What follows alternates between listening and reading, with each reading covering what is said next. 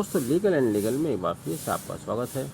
यह हमारी राजनीति की विडंबना है, हमारे समाज की विडंबना है कि जिन लोगों को समाज के लोग अपने सर आंखों पर बिठाते हैं, उनको वोट देते हैं, उनको बहुमत देते हैं, सत्ता में बैठते ही वो लोग सत्ता के नशे की वजह से क्यों इतने ज़िद्दी हो जाते हैं कि फिर अपने समाज के लोगों को ही, अपने नागरिकों को ही दुश्मन समझ बैठते हैं। इस ज़िद ने देश और दुनिया की बहुत सारी सत्ताओं को बर्बाद कर दिया, ख़त्म कर दिया, नुकसान पहुंचाया। हम दुनिया की बात नहीं करेंगे, केवल अपने देश की अगर बात की जाए तो साल 1975 को ही ले लें, जब Indira is India, India is Indira का नारा बुलंद था। लोग इंदिरा को सबसे ज़्यादा शक्तिशाली मानते थे। देश के अंदर इंदिरा से बड़ी कोई ताकत नहीं थी। साल 1975 में ही रायबरेली में चुनाव होता है। उनके सामने समाजवादी आंदोलन के पुरोधा राजनारायण चुनाव लड़ते हैं। नतीजा आता है, चुनाव हार जाते हैं। वे अपने नतीजे से संतुष्ट नहीं होते। इलाहाबाद उच्च न्यायालय चुनाव याचिका लेकर आते हैं। इलाहाबाद उच्च न्यायालय 12 जून 1975 को इंदिरा गांधी के चुनाव को अवैध करार दे देते हैं और पाते हैं कि इंदिरा गांधी ने चुनाव में सरकारी मशीनरी का दुरुपयोग किया। लेकिन चूंकि इंदिरा जी के पास बहुत बड़ा बहुमत था, सत्ता में काफ़ी सालों से राज कर रही थी, तो उनके अंदर भी घमंड आ गया। उस घमंड के साथ एक ज़िद आई कि इस्तीफ़ा नहीं देंगे, और इसी ज़िद ने उनको देश के अंदर आपातकाल लगाने के लिए प्रेरित किया। उस आपातकाल का दाग आज 48 साल बाद भी कांग्रेस पार्टी धो नहीं पाई है। ऐसे ही ज़िद सत्ता में आने के बाद आपने अपने प्रिय नेता माननीय श्री नरेंद्र मोदी की सरकार में देखी, जब अमित शाह जी ने पार्लियामेंट में कहा था CNRC लागू होगा और होकर ही रहेगा।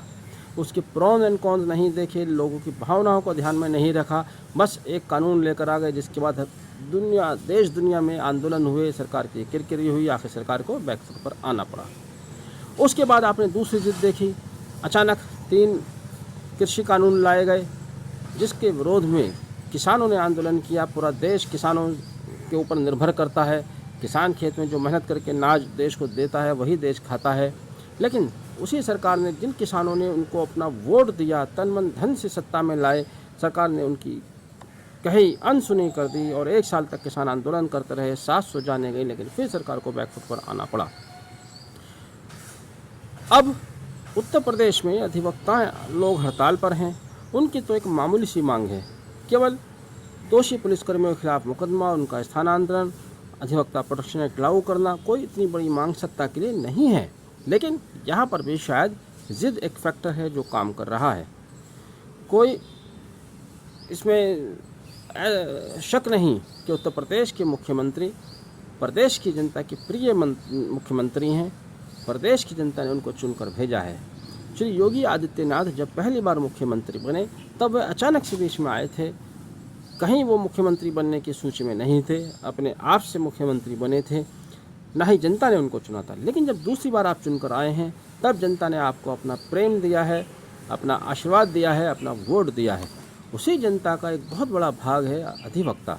अधिवक्ता एक ऐसा समाज है जो प्रदेश के हर गांव, हर गली, हर मोहल्ले, हर शहर में मिल जाएगा।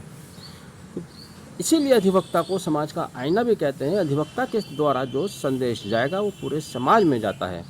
अधिवक्ता के साथ मारपीट हुई, उस घटना में किसकी गिल्टी थी, किसकी नहीं थी, आप जांच कराइए, जांच का विषय है।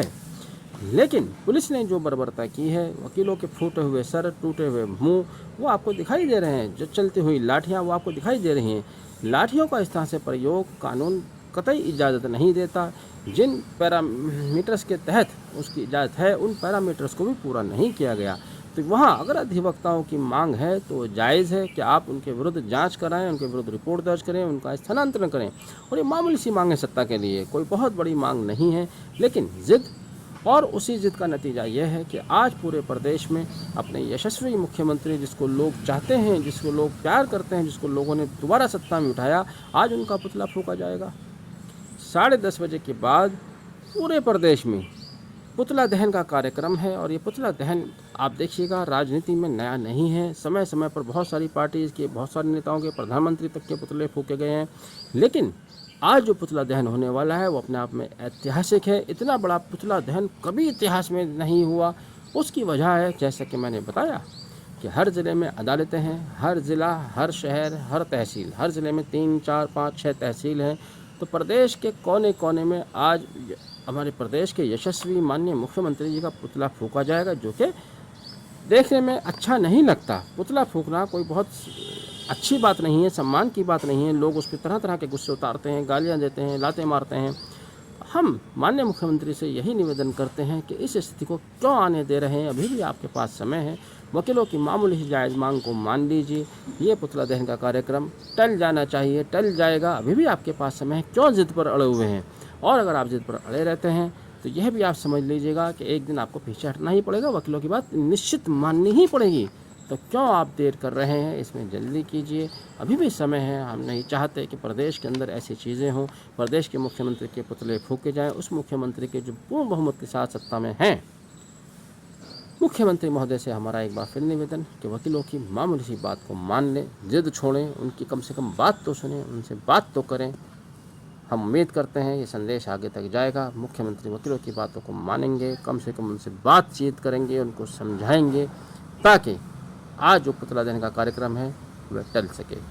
वीडियो आपने आखिर तक देखा, धन्यवाद। इसे आगे भी शेयर कीजिएगा। Thank you. Have a nice day.